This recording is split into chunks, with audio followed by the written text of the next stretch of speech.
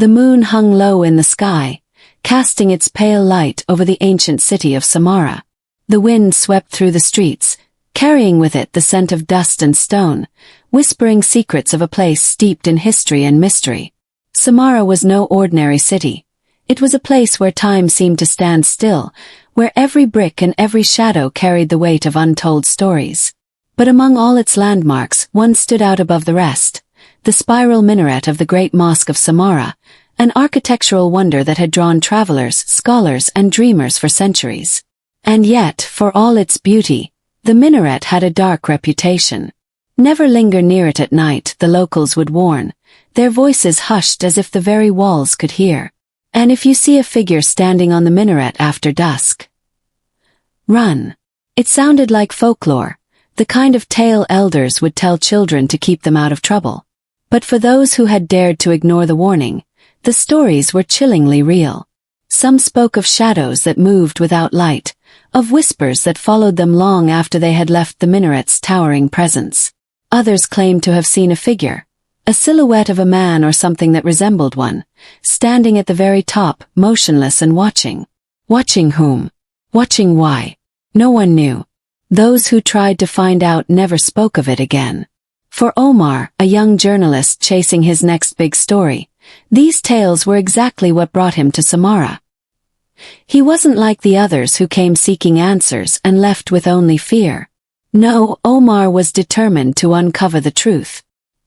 He'd spent years debunking urban legends, exposing myths for what they were: misunderstandings, exaggerations, or outright fabrications.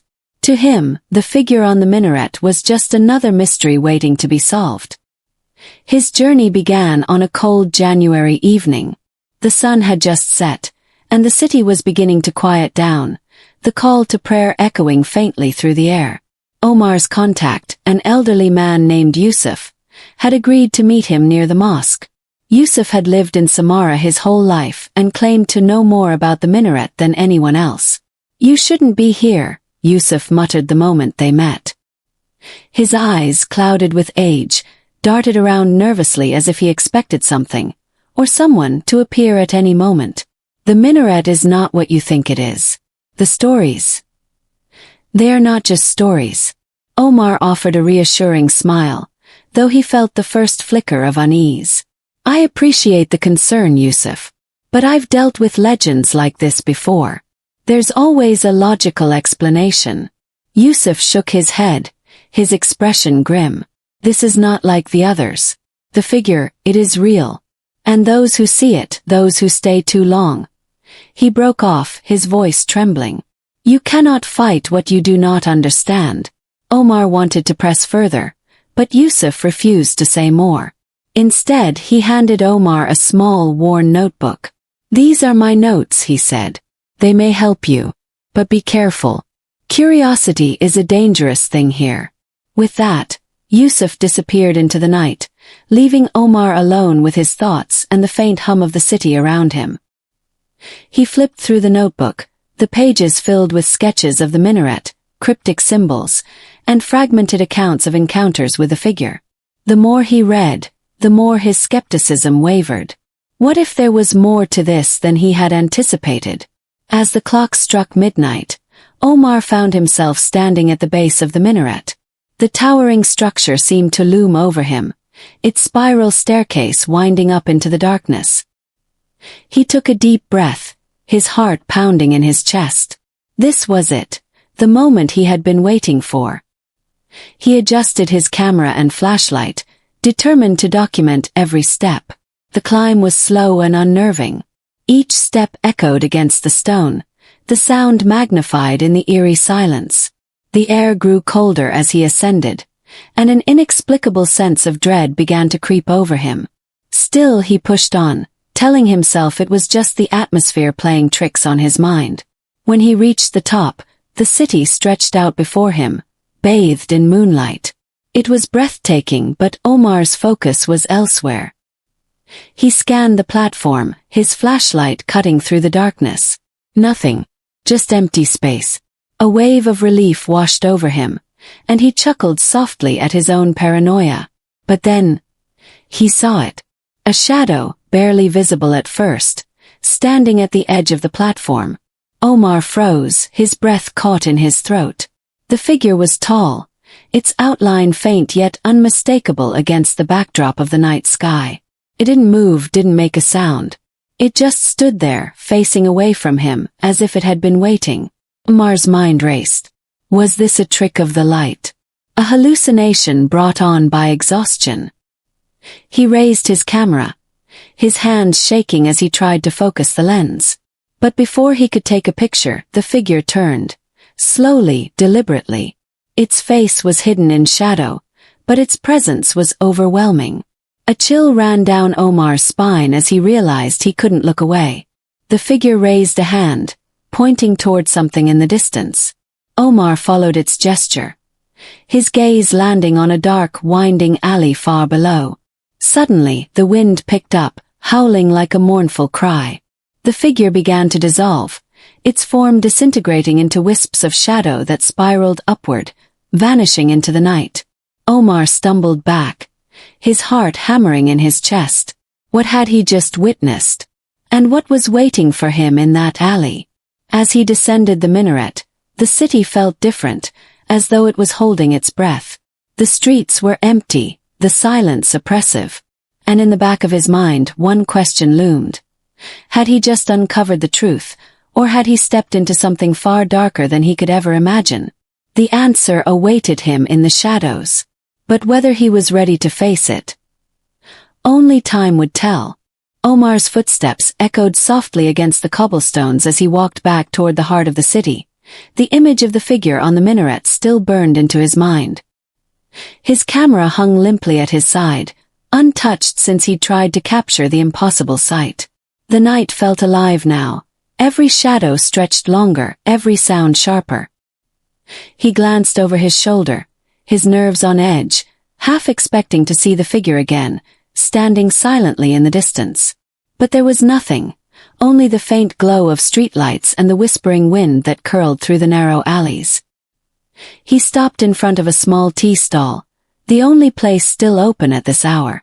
The old vendor behind the counter looked up from his stool, his gaze sharp and curious, but he said nothing as Omar approached. Sitting down at one of the rickety tables, Omar pulled out the notebook Yusuf had given him and flipped through the pages again, his fingers tracing over the rough sketches and cryptic symbols. One entry in particular caught his eye. The figure does not appear to all who climb, only those it chooses to show itself to. Why, unknown. But those it marks, they are never the same. Omar frowned, leaning back in his chair. Marks, he muttered under his breath. The word felt heavy, as though it carried a weight he couldn't yet understand. He thought back to the way the figure had pointed, its silent gesture urging him toward the alley. Was that some kind of mark? Or was it a warning? His thoughts were interrupted when the vendor shuffled over, placing a steaming cup of tea on the table. You're not from here, the man said, his voice low but steady. It wasn't a question. No, Omar replied, taking a sip of the tea. The warmth did little to ease the chill that had settled in his bones. I'm a journalist. I'm here to investigate the stories about the minaret. The vendor's expression darkened, and he glanced around nervously before lowering his voice. There are some stories better left untold. Omar leaned forward, sensing the man knew more than he was letting on. Have you seen it? The figure. The vendor hesitated, his fingers drumming lightly against the edge of the table. I've heard things, he admitted finally. Too many things. People disappearing. People going mad. But seeing it, well, I stay away from that place. Why do you think it appears? Omar asked, his curiosity overpowering his caution. The vendor's eyes flicked to the notebook on the table, then back to Omar. They say the figure is not of this world. It's a shadow of something old, something that was buried but never truly gone. Some believe it's a guardian, protecting something hidden within the minaret. Others think it's a curse, a punishment for those who seek what they shouldn't. He paused, his gaze heavy with warning. Whatever it is, it does not welcome those who come looking for it. Omar nodded, his mind racing. The man's words only deepened the mystery, adding layers to a puzzle he was no closer to solving. He finished his tea quickly, thanked the vendor, and set off toward the alley the figure had pointed to. The streets grew narrower and darker as he walked, the faint glow of the city lights giving way to shadows that seemed almost alive. Omar's footsteps slowed as he approached the alley. It was unremarkable at first glance, just a narrow passage between two weathered buildings, the kind of place most people wouldn't give a second thought. But as he stood there, staring into its depths, he felt a strange pull, as though the alley itself was waiting for him. He hesitated. Every instinct told him to turn back, to leave this mystery behind and return to the safety of the city center. But the curiosity that had driven him this far refused to let go. With a deep breath, he stepped into the alley, his flashlight cutting through the darkness. The air was colder here, almost unnaturally so. Omar's breath fogged in front of him as he walked, the sound of his footsteps muffled by the narrow walls. The alley seemed longer than it should have been, twisting and turning in ways that made no sense. He felt disoriented, as though the world around him had shifted slightly, pulling him into a space that didn't belong to the city he had entered. Then he saw it, a door at the end of the alley, half hidden by the shadows. It was old, its wood cracked and weathered, and it seemed out of place, as though it had been forgotten by time. Carved into its surface were symbols, similar to the ones in Yusuf's notebook. Omar's fingers trembled as he reached out to touch the door, the wood cool and smooth beneath his hand. As he pushed it open, the hinges groaned in protest, the sound echoing unnaturally loud in the stillness. Beyond the door was a small, dimly lit room. The walls were lined with shelves, each one filled with books, scrolls, and artifacts that looked ancient and otherworldly. In the center of the room stood a pedestal, and on it lay a single object, a shard of glass or perhaps crystal that seemed to glow faintly with an inner light. Omar approached cautiously, his heart pounding in his chest. The shard seemed to hum softly, a sound that resonated deep within him, as though it was calling to him. He reached out, his hand hovering just above the surface of the crystal, when a voice broke the silence. "Do not touch it." Omar spun around, his flashlight sweeping across the room, but there was no one there. The voice had been low and commanding, filled with an authority that sent chills down his spine. He turned back to the pedestal, his hand withdrawing slowly. "You are not ready," the voice continued, echoing as though it came from the walls themselves. "The answers you seek will cost more than you are willing to pay." Omar swallowed hard, his mouth dry. "Who are you?" he asked, his voice barely above a whisper. There was no response, only the faint hum of the shard and the oppressive silence that followed. He felt a sudden weight settle on his shoulders, as though the room itself was pressing down on him, urging him to leave. Reluctantly, Omar backed away from the pedestal, his eyes lingering on the glowing shard. The room seemed to grow darker as he moved toward the door, the light fading until he was once again swallowed by the shadows of the alley. When he emerged back onto the street, the city felt different, quieter, heavier, as though it was holding its breath. Omar leaned against the wall, his heart racing, his mind a whirlwind of questions. What had he just seen? And who or what had spoken to him? He didn't have answers, but he knew one thing for certain. The figure on the minaret, the alley, the door, the shard, they were all connected. And whatever lay at the heart of this mystery was far bigger, far darker, than he had ever imagined. As he made his way back to his hotel, the night seemed to close in around him, the city's shadows growing longer, darker, as though they were watching him. He couldn't shake the feeling that he had crossed a line, stepped into a world he wasn't meant to see. And as he reached his room, locking the door behind him, he realized that he was no longer sure if he had been chasing the story, or if the story had been chasing him all along. The figure's silent gesture haunted his dreams that night, its unseen eyes boring into him, pulling him deeper into a mystery he was no longer certain he wanted to solve. The morning came slowly, dragging light into the room like an unwelcome guest. Omar woke with a start, his mind clouded by the remnants of fractured dreams. Images of the figure, the glowing shard, and the whispering shadows clung to him like smoke, refusing to dissipate. He sat up, rubbing his face, and glanced at his camera. Despite everything that had happened, he hadn't captured a single moment of it. No proof, no evidence, just the gnawing memory of what he'd seen and felt. He pulled Yusuf's notebook from his bag, flipping through its pages with fresh determination. The notes had felt cryptic before, but now they seemed to pulse with meaning. Each line, each drawing seemed to point toward something larger, something that stretched beyond the minaret, beyond Samarra itself. One entry stood out. The figure points not to where danger lies, but where it begins. Follow but beware. What you uncover may not wish to remain hidden. Omar couldn't ignore it anymore. The alley, the door, the shard, they weren't the end of the mystery but the beginning. And the figure, with its silent gesture, had been trying to guide him. But to what? His phone buzzed on the nightstand, jolting him from his thoughts. It was a message from an unfamiliar number. You shouldn't have gone there. Meet me at the cafe near the market at noon. Come alone. Omar stared at the screen, his pulse quickening. The timing was too precise to be a coincidence. Whoever this was, they knew what he'd done, or at least some part of it. He considered ignoring the message, but his curiosity won out. If someone had answers, he needed to hear them. By the time he reached the cafe, the market was alive with noise and movement.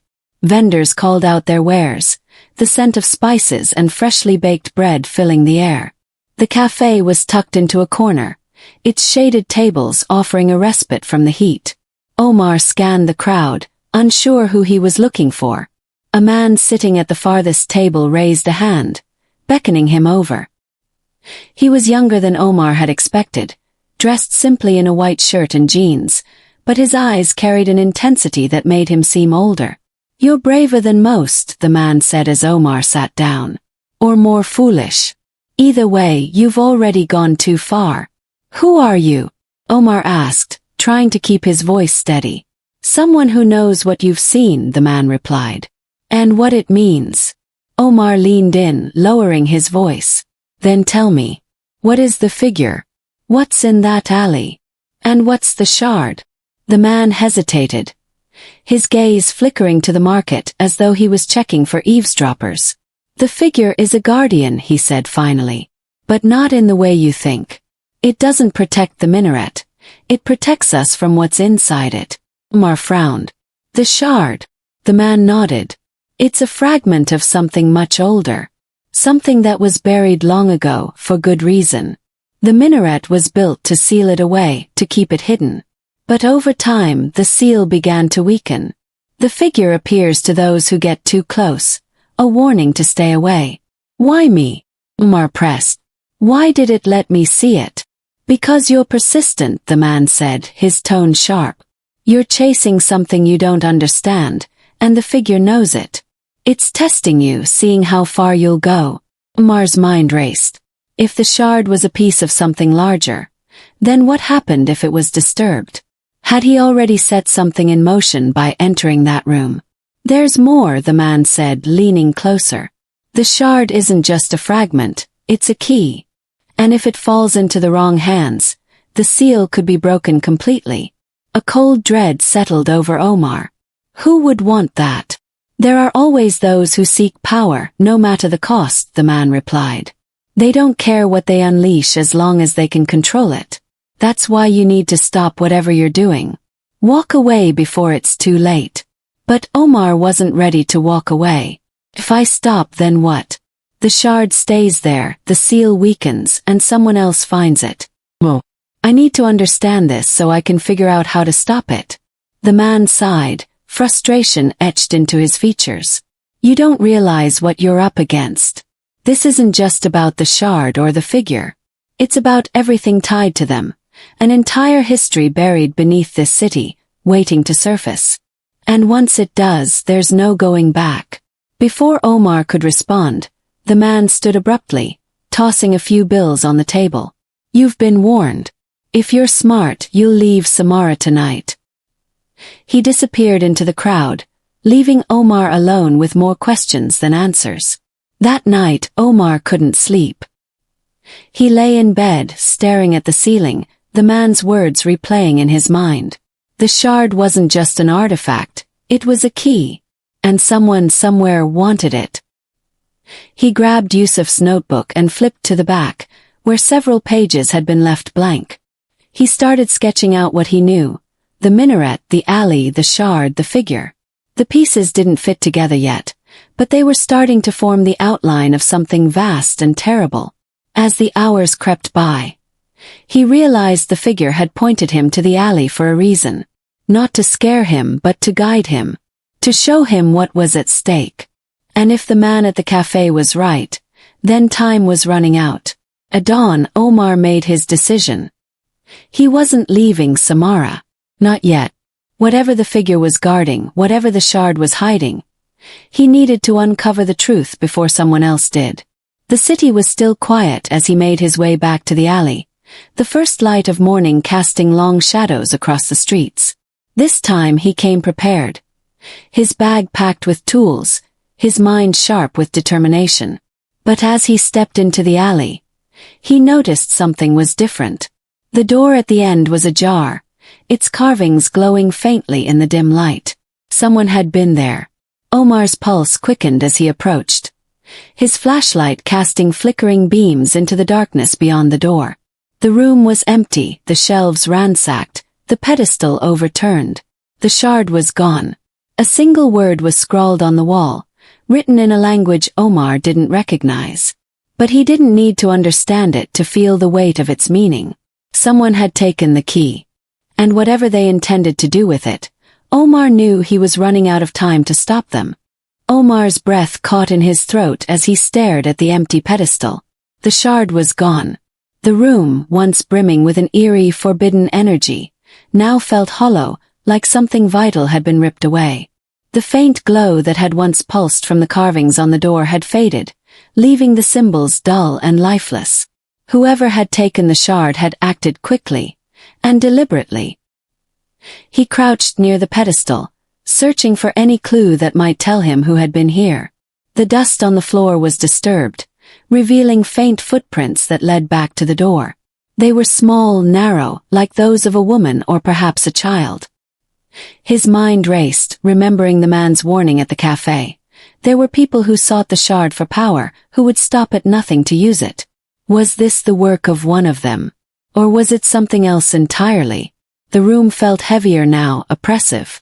As Omar rose to his feet, the air around him seemed to shift, growing colder. A faint sound, like a whisper carried on the wind, echoed through the room.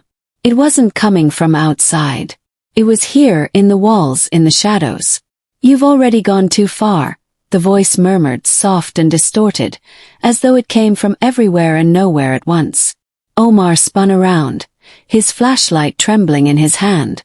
The room appeared empty, yet he couldn't shake the feeling that he was being watched. "Who's there?" he called, his voice cracking slightly. There was no reply, only the growing sense of unease that wrapped around him like a vice. His instincts screamed at him to leave, but he forced himself to stay. This was no longer just a mystery. This was a battle to uncover the truth before it was too late. He turned back toward the door, following the faint footprints into the alley. The morning sun was rising now, casting long shadows across the narrow streets. But even in the daylight, Samarra felt different, quieter, as though the city itself was holding its breath. Omar pulled out his phone, trying to think of his next move. If someone had taken the shard, they couldn't have gotten far. He would have to move quickly, retrace his steps, ask questions, follow every lead. He opened his notebook, reviewing the symbols and sketches Yusuf had left behind. One particular entry caught his eye. "The shard is drawn to its source. Once removed, it seeks to return, no matter who holds it." The words chilled him. If the shard had been taken, and it was as powerful as Yusuf had claimed, then it wouldn't remain hidden for long. Whoever had it would likely be drawn to the minaret itself, the source of everything. Omar made his way back toward the marketplace, hoping to find the man from the cafe. He needed answers, anything that could help him understand what was happening and how to stop it. But as he moved through the bustling streets, it became clear that finding him would be impossible. The market was a maze of faces and voices, none of them familiar. He stopped at a small shop near the edge of the square, its shelves lined with dusty trinkets and old books. The shopkeeper, an elderly woman with sharp eyes and a knowing smile, looked up as he entered. "You look lost," she said, her voice warm but laced with an edge of curiosity. "I'm looking for someone," Omar replied, glancing around the shop. "A man, he met me at the cafe near here. Do you know him?"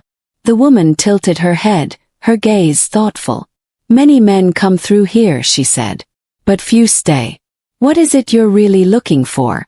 Omar hesitated, unsure how much to reveal. But something about the woman's presence felt different. Calm, steady, as though she understood more than she let on. "I'm looking for the shard," he said finally. "It's gone. Someone took it, and I need to find it before it's too late." The shopkeeper's expression darkened, and she stepped closer, lowering her voice. "The shard is dangerous," she said. "You know that, don't you? It doesn't belong to this world. It's a piece of something far older, something that should have remained buried." "I know," Omar said, his frustration rising. "But if I don't find it, someone else will use it. They could break the seal." The woman sighed, her fingers tracing the edge of the counter. "The seal was never meant to last forever," she said. "It was only meant to delay what lies beneath. The shard, the figure, they are all part of the same truth. You cannot stop what is coming, only decide how to face it." Before Omar could respond, the woman turned away, disappearing into the back of the shop. Moments later, she returned with a small, worn book, its cover marked with faded symbols. She placed it on the counter, sliding it toward him. "Take this," she said. "It might help you understand what you're up against. But be careful. Knowledge is as dangerous as the shard itself." Omar nodded, tucking the book into his bag. "Thank you," he said, his voice quiet. As he left the shop, the streets seemed even more chaotic, the noise and movement pressing in on him from all sides. He ducked into a quieter alley, flipping through the book's pages. The text was written in an old dialect, but the illustrations were clear. Depictions of the shard, the minaret, and the figure, all intertwined in a complex web of symbols and lines. One image stood out, the shard glowing brightly, held by a figure cloaked in shadow. Beneath it was a single line of text that Omar could barely translate. "When the shard returns to its source, the guardian will fall, and the seal will break."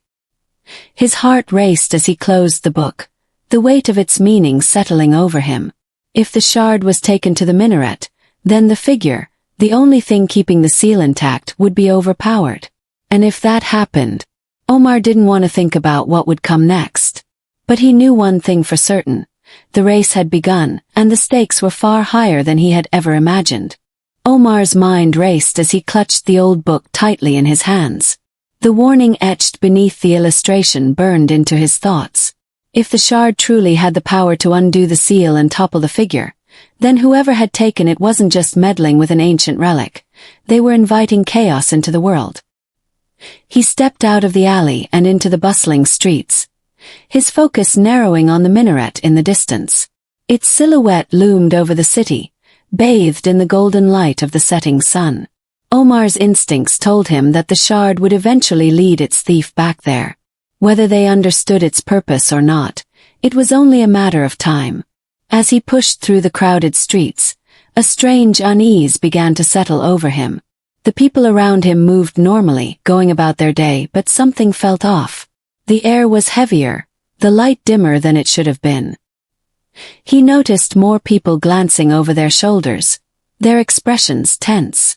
Whispers rippled through the crowd like static, faint and unintelligible but undeniably present. Then he heard it, a familiar voice calling his name. He froze, turning toward the sound, his pulse quickening. At first, he saw nothing, just the shifting sea of faces. But then, emerging from the crowd, was Yusuf. Omar's heart skipped. His friend's face was pale, his eyes wide with urgency. "Yusuf," Omar stammered, unable to believe what he was seeing. Where have you been?" Yusuf didn't answer immediately. He grabbed Omar by the arm and pulled him into a quieter corner of the marketplace, away from prying eyes. His grip was firm, almost desperate. "You shouldn't have come back here," Yusuf said, his voice low and frantic. "You don't know what you've done." "I'm trying to fix this," Omar replied, shaking off his friend's hand. "The shard is missing. Someone took it, and if they bring it back to the minaret—" "They already have," Yusuf interrupted, his voice trembling. Omar stared at him, stunned. "What are you talking about? How do you know?" Yusuf hesitated, glancing over his shoulder as if expecting someone, or something, to appear. "Because I was there," he said finally. "I saw them take it. I tried to stop them, but—" "Omar, it's not just people after the shard. There's something else. Something I can't explain." "What do you mean?"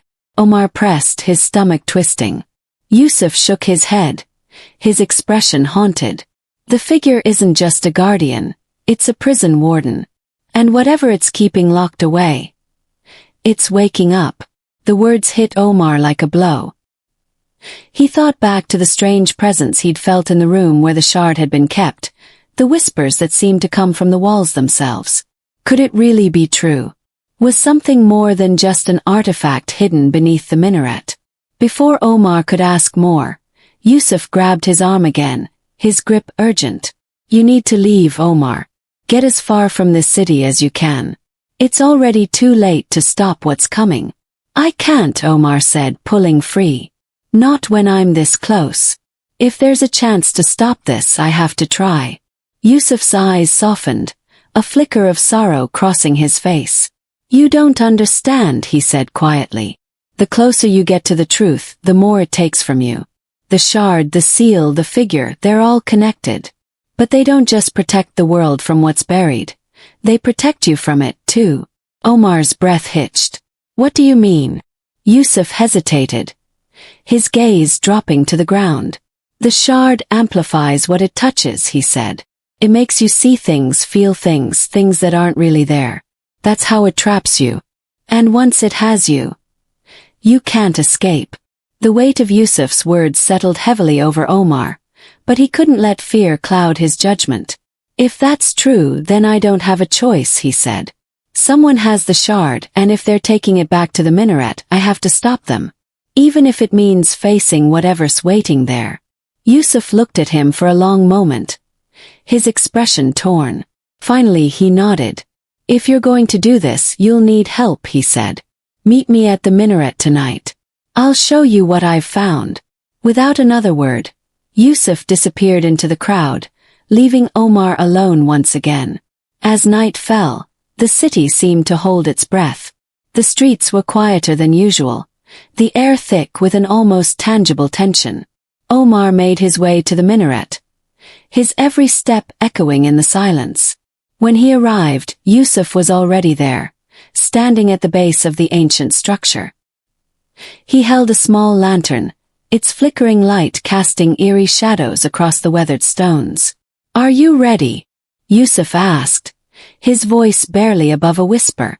Omar nodded, though his heart was pounding in his chest. Together they entered the minaret, the door creaking shut behind them. The interior was dark and cold, the air thick with the scent of damp stone. As they climbed the narrow spiral staircase, the shadows seemed to shift around them, forming shapes that vanished the moment Omar tried to focus on them. Finally they reached the top, stepping out onto the platform beneath the night sky. The city stretched out below them, silent and still. But it wasn't the view that caught Omar's attention. It was what stood in the center of the platform. The shard, glowing faintly, hovered above a carved stone pedestal. And standing beside it, their face obscured by a hood, was the figure from his nightmares. But something was different this time. The figure didn't move, didn't gesture. It stood completely still, as though waiting for something, or someone. Yusuf stepped forward cautiously, his voice trembling. "This is it," he said. "The shard's power is at its peak here. If we're going to stop this, We have to act now. Before Omar could respond, the figure turned its head toward him, and for the first time, he saw its face. Or rather, the void where its face should have been. A cold, hollow wind swept across the platform, and the glow of the shard grew brighter, pulsing like a heartbeat. Omar's instincts screamed at him to run, but he forced himself to stay rooted in place. The figure took a step toward him, its movements slow and deliberate, and in that moment Omar realized the truth. The figure wasn't guarding the shard. It was protecting something far worse. Omar's heart pounded as the figure stepped closer, its movements unervingly smooth, as though it were gliding across the ancient stone. The shard's glow intensified with each step, casting flickering, otherworldly light across the platform. Omar could feel the air vibrating with an energy that was almost alive, pressing against his chest, filling his lungs with cold, sharp dread. Yusuf grabbed his arm, his grip firm. "We can't let it touch you," he said, his voice tight with panic. "Stay back no matter what happens." But Omar's gaze was fixed on the shard, now pulsating like a living heart. He could feel it pulling at him, an invisible thread weaving through his thoughts and pulling him closer. It wasn't just light, it was beckoning, whispering, calling his name in a voice that sounded like his own. The figure raised a hand, its long, shadow-like fingers stretching toward the shard. Omar could feel the tension in the air shift, as if something ancient and terrible was stirring awake. "We have to stop it now," he said, his voice breaking the stillness. "Before it's too late." Yusuf hesitated for only a moment before nodding. He pulled a small pouch from his pocket, fumbling to open it with shaking hands.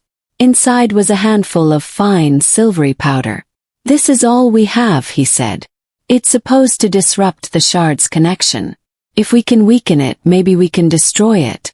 Omar didn't ask where Yusuf had gotten the powder or how he knew it would work. There was no time for questions, no room for doubt. He nodded and stepped forward, staying just outside the figure's reach. "Over here," he shouted, his voice echoing across the platform. The figure turned its hollow face toward him, and for a moment, Omar felt as if the void was staring straight through him. The shard's light grew brighter, almost blinding, and the platform trembled beneath their feet. "Now, Yusuf!" Omar yelled. Yusuf threw the powder into the air, and as it scattered, the glow of the shard flickered, dimming slightly. The figure recoiled, its movements jerky and disjointed, as if it were struggling against an unseen force. The tension in the air shifted, and for a brief moment, Omar felt a glimmer of hope. But then the shard pulsed again, its light surging back with a force that sent a shockwave across the platform. Omar was thrown backward, landing hard against the stone. The air was heavy with the scent of ozone, and a low, resonant hum filled his ears. When he looked up, the figure was no longer standing still. It was moving faster now, circling the shard, its form twisting and stretching like smoke caught in a storm. The shard's glow was no longer steady. It was chaotic, flashing in bursts that seemed to crack the very fabric of reality. "Omar!" Yusuf's voice broke through the noise. "It's not enough. The powder didn't work." Omar pushed himself to his feet, his mind racing. There had to be another way. His eyes fell on the old book tucked into his bag, and he pulled it out, flipping through the pages as quickly as he could. The symbols and illustrations blurred together, but one passage caught his eye. "The shard is bound to the will of its bearer. Only a heart free of desire can sever its connection." Omar's breath hitched. A heart free of desire. He didn't understand, but there was no time to dwell on it. He closed the book and stepped toward the shard, his hands trembling. "What are you doing?" Yusuf shouted, his voice laced with panic. "I have to try," Omar said, his voice steady despite the fear clawing at his chest. "It's the only way." He reached out, his hand hovering just inches from the shard. The light was almost unbearable, searing his skin with its intensity. He closed his eyes, focusing on the words in the book. A heart free of desire. For a moment, everything around him seemed to fade. The noise, the fear, even the figure. He thought of his parents, of the life he had left behind, of all the choices that had led him here. And then he let it all go. The shard's light flared, and for a brief, blinding moment, everything stopped. The figure froze, its form dissolving into wisps of shadow. The platform was silent, the tension in the air lifting as if a great weight had been lifted. When Omar opened his eyes, the shard was gone. The pedestal was empty, the glow extinguished. He turned to Yusuf, who was staring at him in disbelief. "What happened?" Yusuf asked, his voice barely a whisper. Omar shook his head, his mind reeling. "I don't know," he said. "But it's over." Or so he thought. As they made their way down the minaret, a faint sound reached Omar's ears, a soft rhythmic tapping like footsteps in the distance. He stopped, turning back toward the platform, but it was empty. "Come on," Yusuf said, pulling him forward. But Omar couldn't shake the feeling that something was still watching them, waiting in the shadows. As they stepped out into the cool night air, the minaret loomed behind them, silent and still. And in the darkness, far above, a faint glow flickered once more. Omar and Yusuf walked through the quiet streets of Samarra, the city cloaked in an unsettling stillness. The events atop the minaret replayed in Omar's mind, each moment vivid and raw. His body felt heavy, his thoughts clouded by exhaustion, yet he couldn't shake the feeling that something still lingered. The faint glow he'd glimpsed before leaving the minaret haunted him, like a whisper he couldn't quite catch. The narrow alleyways and familiar corners of the city now seemed foreign, as though Samarra itself had been altered by what had transpired.